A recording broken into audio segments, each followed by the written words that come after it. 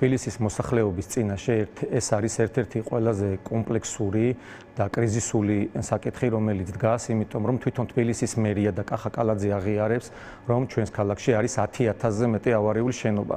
აქ ყურადღება უნდა მივაქციოთ იმას, რომ საუბარია შენობებზე და არა სახლებზე, ანუ ერთ შენობაში შეიძლება 100 და მეტი ოჯახი ცხოვრობდეს, ამიტომ საუბარია იმაზე, რომ 10,000-სობით ოჯახი ყოველდღიურად ცხოვრობს ჯანმრთელობის მძიმე დაზიანებისა და სიცოცხლის მოსპობის რისკის ქვეშ.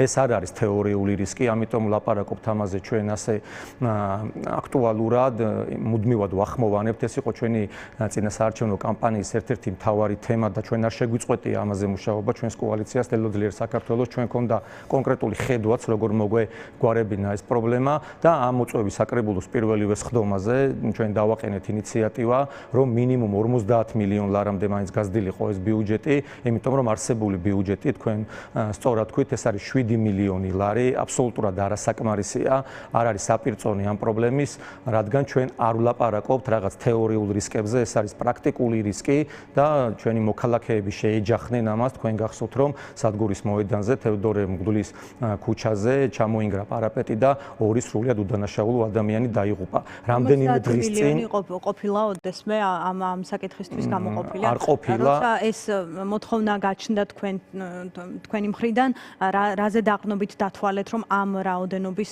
თანხა არის საჭირო? ამ რაოდენობაზე გაცილებით მეტი თანხა არის საჭირო, უბრალოდ ქართული ოცნების მიერ გადანაწილებული ბიუჯეტის პირობებში ჩვენ დავთვალეთ და აი ამ პირობებშიც კი როგორც მათ გადაანაწილეს საკუთარი პრიორიტეტების მიხედვით. თბილისის ბიუჯეტი იყო იმის რესურსი, რომ 50 მილიონი ლარი მაინც გამოყოფილიყო ამ პრობლემის მოსაგვარებლად. თორე ჩვენ ლელო ძლიერ საქართველოს ხედვაში გვაქვს, ამას ჭირდება დაახლოებით მილიარდი ლარი 4 წლის განმავლობაში, წელიწადში 250 მილიონი ლარი, რომ სისტემურად მიეხედოს ამ პრობლემას და დააზღვიოს და პრევენცია მოახდინოს ადამიანების ჯანმრთელობა და სიცოცხლე. თუმცა ამ არსებული ქართული ოცნების ბიუჯეტის პირობებში შესაძლებელი იყო, რომ მინიმუმ 50 ლარი გამოყოფილიყო და 50 მილიონი ლარი გამოყოფილიყო და შემდეგ ყოველწლიურად გაორმაგებულიყო ეს თანხა.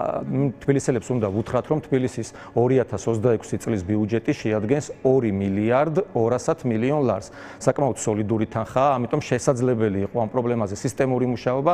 ეხლა აი მხატვრულად რომ თქვა, ზუსტად აი უზარმაზარ ბზარებზე ავარიული კორპუსების ეს არის იზოლაციური ლენტის დაწებება. აი ზუსტად ესეთი პროცესია 7 მილიონი ლარი, ეს აბსოლუტურად ვერ უშველის პრობლემას, ეს არ არის სისტემური გადაწყვეტა. ეს პრობლემა რამდენად მწვავედ დგას, ბუნებრივია ეს არსებობს ასეთი პრობლემა და უბედური შემთხვევები სწორედ ამ პრობლემის არსებობის შედეგია. ჩვენ სამწუხაროდ ასეთი უბედური შემთხვევების დროს გვიწევს ხოლმე უფრო მეტად აქტიურად საუბარი ამ პრობლემაზე. თუმცა მასშტაბი როგორია? ეს ჩვენი საუბრები ხო და არის ძალიან დაგვიანებული.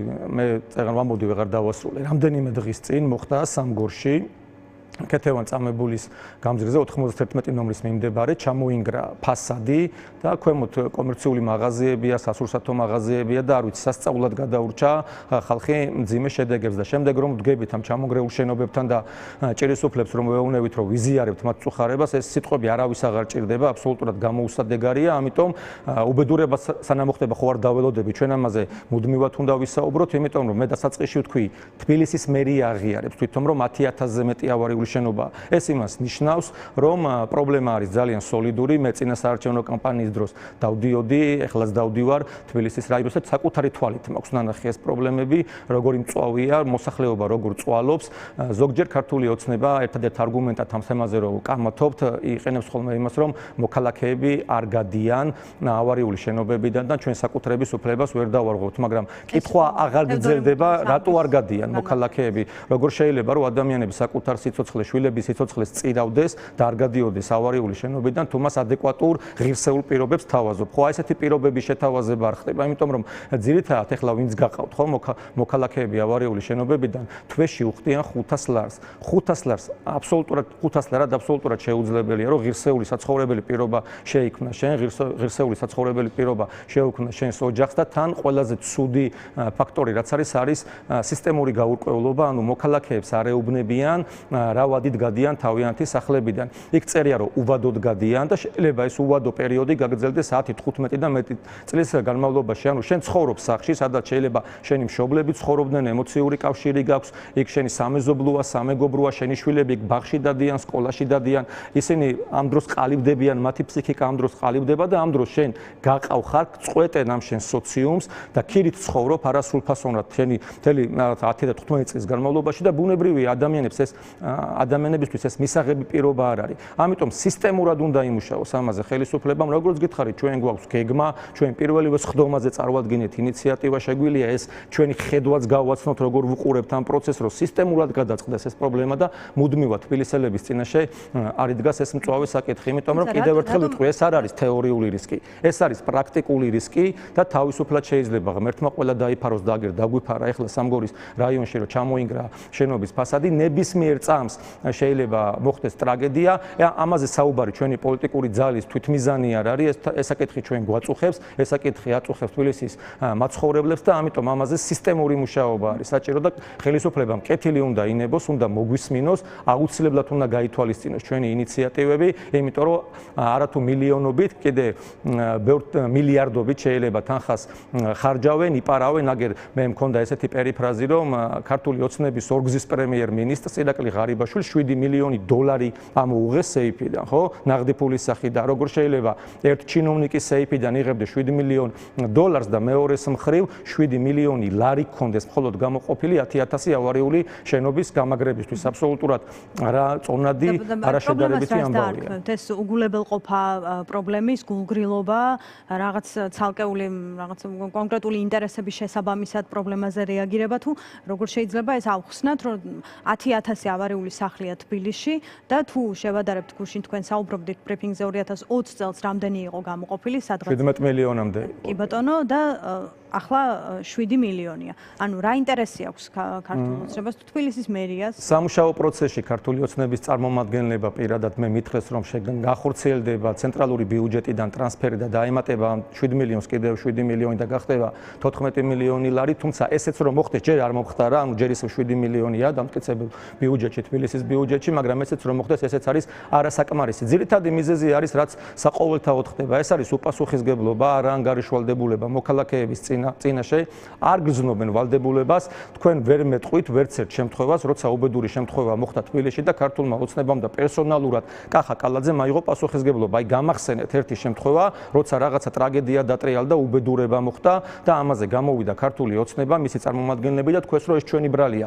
ყოველთვის ეს ბრალდება ან მოქალაქეებს, ან რაღაც უბედურ შემთხვევას და ესენი კიდევ ერთხელ ვიძახი ხაზგასმით, ეს არ არის უბედური შემთხვევები.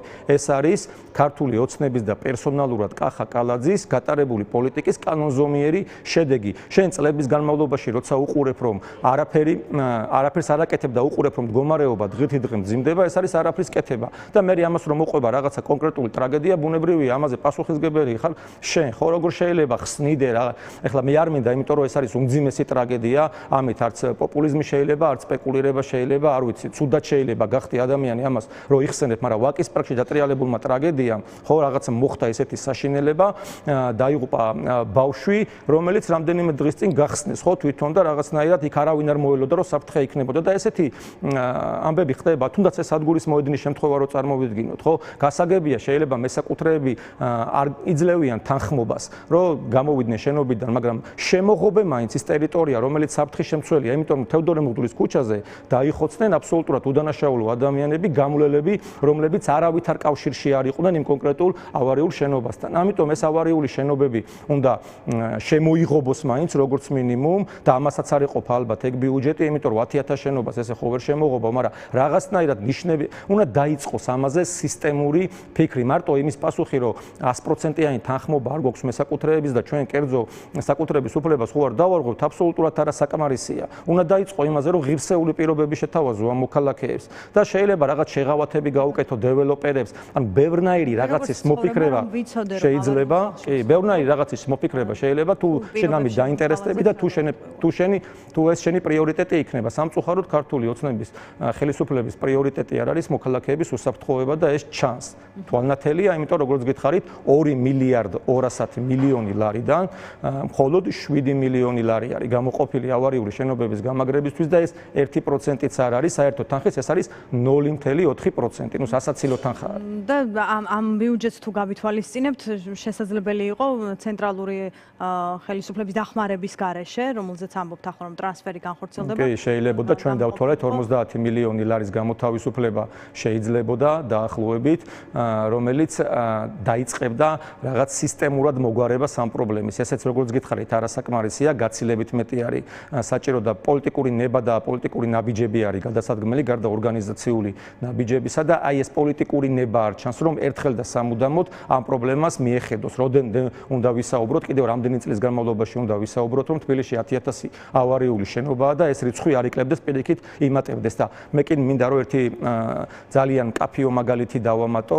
რომელიც მოქალაქეებს კიდევ უფრო უკეთესად გააგებინებს, რასთან გვაქვს საქმე. მე ვცხოვრობ ნაძალადევის რაიონში, რომელიც არის ერთ-ერთი უმძიმესი რაიონი ამ მიმართულებით, ავარიული შენობების მიმართულებით, ძალიან ბევრი ავარიული შენობა არის და მაგალითად 2023 და 2025 წლებში ნაძალადევის რაიონში არც ერთი კაპიტალური გამაგრება არ მომხდარა. Როგორ შეიძლება უზარმაზარ რაიონში წლების განმავლობაში ერთ შენობას ვერ ამაგრებდე, იგივე მოხდა თქვა სამგორში, რომელიც ასევე ძალიან მძიმე რაიონია და 2023, 2024, 2025 წლებში არც ერთი ავარიული შენობა არ გამაგრებულა, როცა როგორც ნაძალადევის მოქალაქე მაცხოვრებლები და ისე სამგორის მაცხოვრებლები ისევე იხდიან გადასახადებს, როგორც თბილისის ყველა რაიონის მაცხოვრებლები. ხო და სად მიდის მაშინ ამ ადამიანების ფული, რაში იხარჯება, როცა ჩემთვის ყველაზე მძიმე პრობლემა რაც არის, იმას თუ არ მიგვარებ, ჩემი გადახდილი გადასახადებიდან, აბა სად მიდის? გასაგებია ეს სკვერები და ბაღები კარგია, მაგრამ ადამიანს იმ სკვერში გავლა უნდა ცოცხალს და ჯანმრთელს, ხო? და რომ დატკბეს ამ ყველაფერი და თუ სიცოცხლეს მოუსპობ და ჯანმრთელობას დაუზიანებ,